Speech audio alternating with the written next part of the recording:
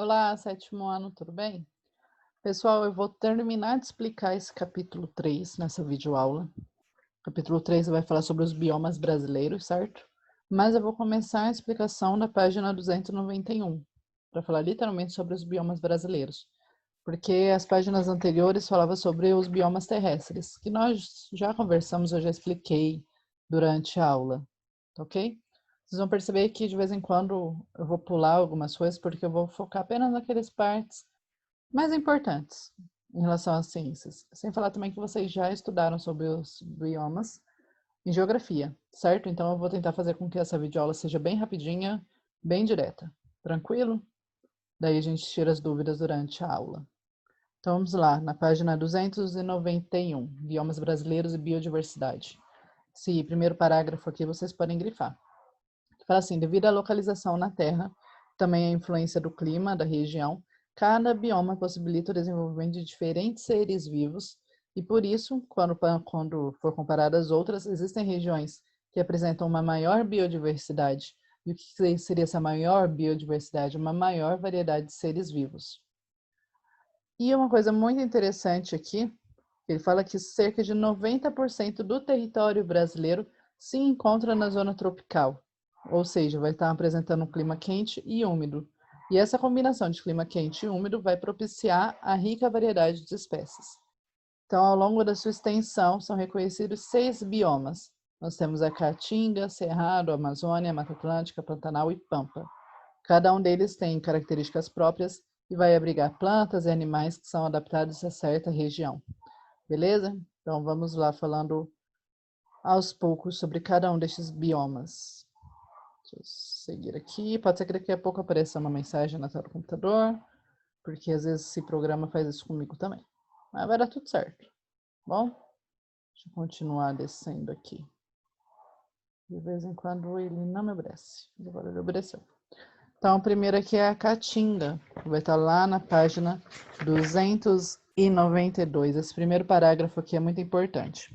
Ele fala que a Caatinga é o bioma típico do Nordeste brasileiro, tanto que está aqui em laranja, a região que abrange a Caatinga. E seu nome tem ali origem tupi, que significa mata branca, que daqui a pouco vocês conseguem entender o porquê. Todo esse bioma ele está em território brasileiro, estendendo-se ali pelos estados de Alagoas, Bahia, Ceará, Maranhão, Pernambuco, Paraíba, Rio Grande do Norte, Piauí, Sergipe e também uma pequena parte do norte de Minas Gerais. Característica mais marcante, isso aqui é extremamente importante, seria a irregularidade de chuvas, que elas podem deixar de acontecer em longos períodos, ocasionando seca nessa região, que na verdade é uma das características mais marcantes, é justamente essa seca, essa ausência de chuva. As altas temperaturas, extremamente quente, e a falta de água vão dificultar a sobrevivência de espécies que não possuam ali essas adaptações para viver nessa região. E quais seriam essas adaptações? Existem adaptações vegetais, bem características aqui da Caatinga. E ele vai falar certinho nesse terceiro parágrafo. Então, a fim de suportar as longas secas, a vegetação possui raízes muito compridas, elas são longas. Por quê? Atingindo grande profundidade, ela consegue alcançar a água que está presente ali no subsolo. Esse é o objetivo. Então, uma das adaptações da vegetação na Caatinga seriam essas raízes muito longas para conseguir encontrar água, ok? Outra característica, troncos e caules com grande capacidade de armazenar água. Vegetação predominante, formada por arbustos com folhas pequenas e duras. Essas folhas pequenas aí é justamente para evitar a transpiração, evitar a perda de água, tá? E ainda assim está cobertas por substâncias que acabei de falar, diminui a perda de água. São comuns cactos, como o mandacaru e o xique-xique, pequenas árvores como a aroeira e a braúna. Nos cactos, as folhas elas são modificadas em espinhos, que também diminui a perda ali de água para o ambiente. Então, são as adaptações vegetais, vocês têm que saber isso aí, tá? Outra coisa aqui que ele vai falar, quando a seca é prolongada, pode grifar. As folhas caem e a vegetação fica esbranquiçada. Daí que veio o nome da caatinga lá no Tupi, tá? E completamente ressecada. Mas, quando as chuvas chegam, a caatinga ela é rapidamente coberta pelo verde, com a formação de novas folhas e flores. No chão, as sementes ali que estavam adormecidas brotam e novas plantas crescem por toda a parte. É uma característica deste bioma. Beleza. da Caatinga, esse era o mais importante. Beleza? Então vamos passar aqui e vamos chegar no próximo bioma que vamos trabalhar. Como eu falei, vou fazer bastante disso. Vou só enfatizar os pontos importantes. O próximo vai ser o Cerrado. Aqui. Primeiro parágrafo importante. Esse bioma é o segundo maior bioma ali do Brasil. Ocupa quase um quarto, ou seja, 25% do território. E ele estende-se pelo centro-oeste, passa pelo estado de Goiás, Mato Grosso do Sul, sul do Mato Grosso, norte de Minas, Bahia, Tocantins, Distrito Federal, chegando ao Piauí e Maranhão. Manchas do Cerrado podem ser também encontradas na Caatinga, Mata Atlântica e na Amazônia. Um adendo, tá? Campo Grande, nossa cidade. O bioma predominante, Cerrado. Por mais que falar, mas e o Pantanal, prof? Nós vamos falar sobre o Pantanal. Vocês vão ver que o Pantanal fica aqui, mais próximo da região norte do nosso estado, sul de Mato Grosso. Tá bom? Então, fala quais são os biomas do nosso estado. Aí vocês podem falar Cerrado, e tem o Pantanal e uma parte muito pequenininha da Mata Atlântica. Tá? Mas eu vou falar sobre eles daqui a pouco também. Segundo parágrafo, pode grifar. Cerrado caracteriza-se por apresentar uma estação seca, que pode durar entre 5 e 7 meses. Geralmente, as chuvas caem até o fim de abril e voltam a partir de outubro. Essa longa estiagem tem efeito sobre a vegetação. Por quê? Quais são as adaptações ou características? Muitas plantas ficam com a coloração amarelo-dourada. Outras perdem suas folhas, mantendo somente os ramos secos. E a longa seca também vai favorecer a ocorrência de incêndios naturais. E as plantas elas são adaptadas a esses eventos e conseguem rebrotar quando as chuvas retornam. Tem muita resiliência, elas conseguem depois. Tá? Isso também são algumas características. E, na verdade, quando nós falamos do Cerrado, é até fácil para nós. Porque só quais são as características? Aqui nós não temos um verão chuvoso e um inverno seco. Então, elas têm essas estações muito bem ali claras. A estação seca no inverno e a estação chuvosa ali no verão. Outra característica muito importante também seria esse terceiro parágrafo. A vegetação do cerrado é formada por árvores que são de pequeno porte, com troncos e galhos escuros, grossos e retorcidos. A sua distribuição é muito esparsa, ou seja, bem espalhado, tá?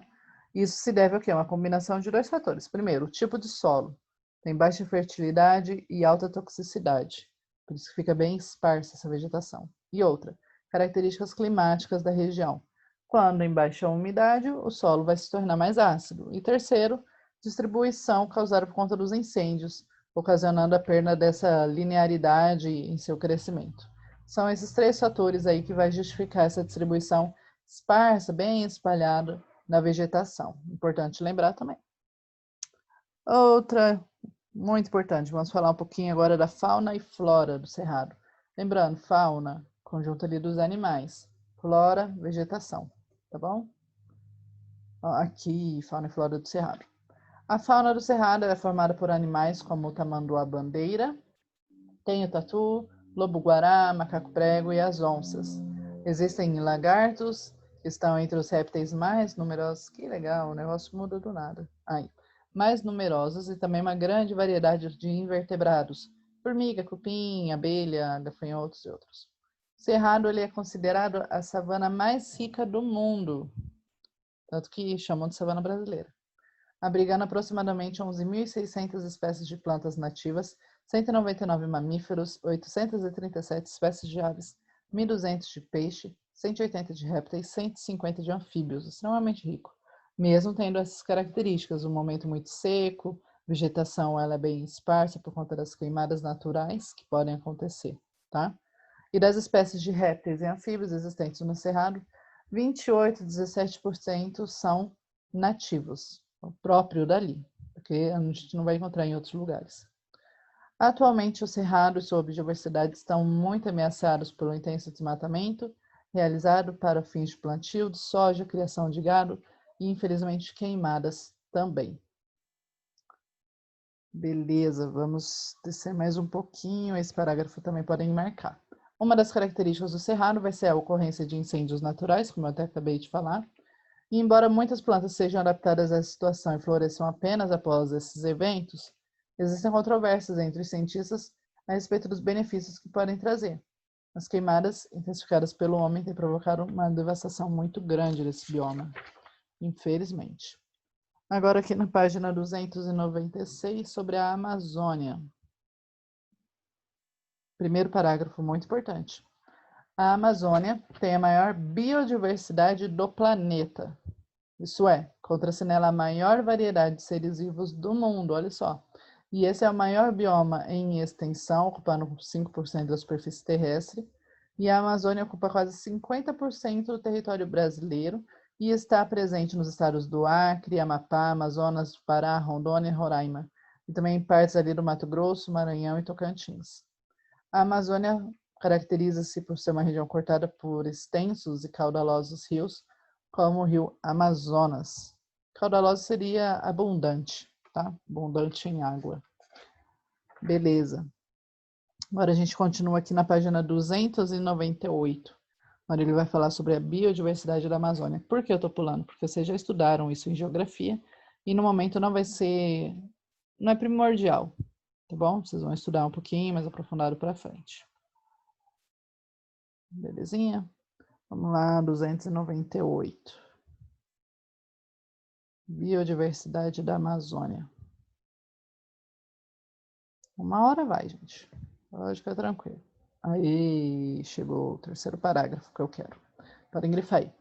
Ele fala o seguinte: apesar de toda essa riqueza de vegetação, o solo amazônico, desculpa, o negócio estranho aqui.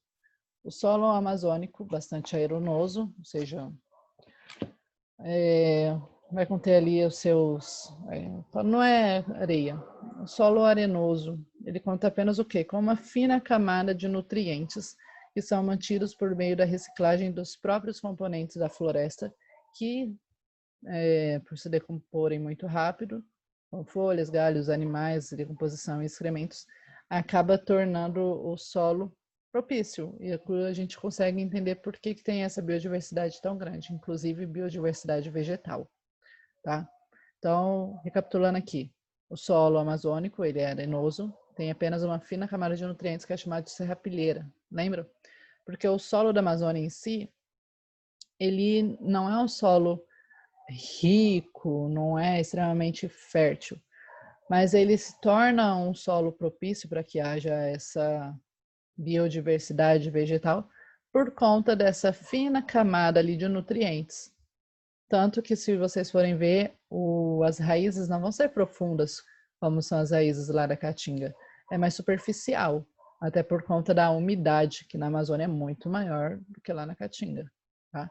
Mas essa camada de nutrientes, extremamente importante para a questão de matéria orgânica e ajudar ali o solo a ser fértil. E o que a gente consegue observar tantas espécies vegetais. Tá bom? Beleza, passaram isso, vamos lá para a página 300. Vamos ver se ele vai aparecer desse lado ou eu vou ter que dar uma modificada ali também. Página 300, Mata Atlântica, primeiro parágrafo. A Mata Atlântica, aqui em verde, ó, acompanha o litoral leste brasileiro e ele pode ser encontrado em 17 estados, sendo o segundo maior bioma em extensão. Estados do Rio de Janeiro, Espírito Santo e Santa Catarina, eles eram totalmente cobertos pela Mata Atlântica, tanto que isso aqui era o de antigamente, né? Enquanto o Paraná contava com 98% de sua extensão coberta por esse bioma. Mas desde o ano da descoberta do Brasil, esse é o bioma que mais sofreu desmatamento.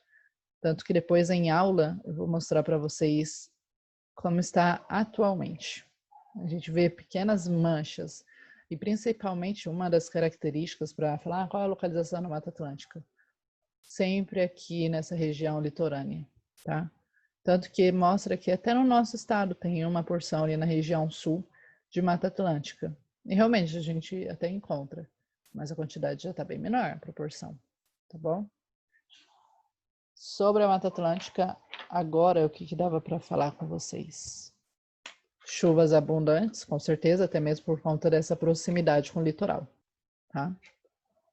E agora nós vamos pular lá para a página 303. Vamos falar sobre o Pampas. Agora sim, eu vou ter que mudar aqui. Espera aí que eu vou mudar de posição. Vamos mudar isso aqui também. falar sobre pampas, daí tem Pantanal, e aí a gente finaliza a aula. Tô tentando ser bem direta, hein, pessoal? Fica até o final que tá acabando. Pampas, lá na página 303. Vamos lá. 303, primeiro parágrafo. Só um minutinho, até isso aqui me ajudar. Né? Aê, Pampa. O Pampa, ele é um bioma de clima frio e ele está restrito ao Rio Grande do Sul, ou seja, nós só vamos encontrar esse bioma no Rio Grande do Sul. Compreende apenas 2% do território brasileiro, é praticamente menor bioma brasileiro, mas ele estende-se em outros países da América do Sul, como Chile, Argentina, Paraguai e Uruguai. Tá? Segundo parágrafo também podem grifar. Esse bioma também é conhecido como Campos Sulinos. Então, às vezes vocês vão ouvir falar como Pampa ou Campos Sulinos, ou Campos, mas falando sempre em relação ao Brasil, né? Porque tem outro bioma também chamado de Campos. Mas vamos lá. Ele é caracterizado por ser quase plano, com suaves colinas cobertas por vegetação rasteira, principalmente gramíneas. Então, a vegetação do Pampa em si, ele é predominantemente de vegetação rasteira, de gramíneas. Nós não vamos encontrar aquela vegetação exuberante da floresta amazônica, como por exemplo, tá? E ele fala aqui no quarto parágrafo que é no Pampa que se encontra a maior parte do aquífero Guarani, grande reservatório de água subterrânea localizado a centenas de metros de profundidade, considerado o maior reservatório de água doce do planeta. E é um manancial muito importante para o consumo humano, com mais de 2.000 poços perfurados. Por isso, foi necessária a criação de um projeto que permite a gestão e também o uso sustentável do sistema aquífero Guarani, o qual envolve os demais países que possuem parte desse aquífero. Próximo parágrafo pode grifar também. Há muito tempo, a região do Pampa tem sido usada intensivamente para a criação de gado e também monoculturas, o que vai acarretar uma rápida degradação das paisagens naturais e descaracteriza aquela vegetação própria do bioma. E uma das maiores ameaças a esse bioma é a expansão da agropecuária, tá? Que vai tornar o solo pobre e improdutivo. E essa atividade econômica vai ter um papel muito importante para a economia nacional, porém é necessário pensar no consumo consciente e também sustentável desses produtos, até mesmo para evitar a degradação desse bioma, que já é pequeno, mas é rico também. Estimativas apontam uma crescente perda da vegetação nativa. A perda da biodiversidade compromete o potencial do desenvolvimento sustentável da região e também dos serviços ambientais que a vegetação campestre proporciona, como o controle da erosão do solo e o sequestro de carbono, fundamentais ali na redução das mudanças climáticas. Ok?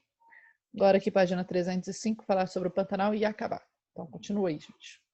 Continua que eu estou sendo bem sucinta aqui, né, nessa aula. Tá bom? Deixa eu tomar água enquanto o negócio está rodando. Não está descendo. Página 305, Pantanal. E todo mundo já sabe, né? Primeiro parágrafo, pode grifar. O Pantanal estende-se por vastas regiões. Mato Grosso e Mato Grosso do Sul, principalmente norte de Mato Grosso, sul aqui do Mato Grosso do Sul, uma parte do oeste também. Diferentemente do que o nome sugere, não é um pântano, né? E sim uma grande planície alagável, fica inundada durante uma boa parte do ano. E ela é considerada a maior planície alagável do planeta, tá? A imensa quantidade de água que produz a inundação vem dos muitos rios que cortam essa região, como Cuiabá, São Lourenço e também o Paraguai. Nas estações mais chuvosas, né, o volume dos rios aumenta, alagoando ali vastas extensões. Tanto daí o gado tem que ser removido, daí mostra várias imagens, até mesmo no jornal. Isso se deve o quê? Ao solo, que este bioma ele é pouco permeável, ele não consegue absorver muita água, daí acaba alagando, tá? Então a cobertura de água da planície pantaneira forma lagoas e brejos que são interligados ali pelos rios. E esse período de cheia é muito importante, porque após o período de seca, o que possibilita as plantas que necessitam de maior disponibilidade de água, eles vão rebrotar. Então passou um momento muito grande de estiagem. Quando vem a cheia e acaba inundando, é muito bom para as plantas, que elas estavam secas e agora elas conseguem rebrotar. E quando as chuvas diminuem, muitas dessas áreas voltam a secar. Mas além das plantas conseguirem rebrotar por conta da água e tudo mais, essa água, ela chega com muitos nutrientes, porque ela vem percorrendo vários lugares, vários espaços ali. Então, vem vários nutrientes e isso vai possibilitar a planta rebrotar e ainda todo aquele visual exuberante do Pantanal. Quem já foi pescar, foi em alguma fazenda, sabe do que eu tô falando. Na verdade, até as imagens dizem isso, né? Beleza. Aqui ele fala aqui, ó. Esse período, ok. Período de cheia abrange os meses de outubro a março, que seria o verão, por isso, né? Começa a chover mais. E estação de seca, parte ali do inverno. Inverno, uma parte da primavera, um pouquinho do outono, tá? Temperatura média fica ali em torno de 21. Mas, na verdade, a gente sabe que aumentou, né? Infelizmente. O ambiente do Pantanal, pode grifar também, sofre influência direta de 3 importantes biomas brasileiros. Então, vai sofrer influência da Amazônia, do Cerrado, que está ali do lado, e também da Mata Atlântica. E ela se estende, esse bioma, também Paraguai e Bolívia, e lá recebe o nome de Chaco, tá? Localizado ao norte do Paraguai e leste da Bolívia. De acordo com os estudos da Embrapa, cerca de 2.000 espécies de plantas já foram identificadas e muitas apresentam potencial medicinal. Apesar de sua riqueza, o Pantanal tem sido devastado, principalmente pela agropecuária. Em 2017 tinha perdido quase 20% de sua vegetação natural. E em 2020, infelizmente, por conta das queimadas, a devastação será maior ainda, né? Tá ok, pessoal. Então, acabando a aula aqui nessa parte, façam a tarefa. Vamos corrigir na quarta, aquela tarefa que era lá da semana retrasada, se não me engano, da semana do dia 9. E na quinta, vou corrigir a tarefa dessa semana que eu postei, tá bom? Beijo para vocês e tchau, tchau.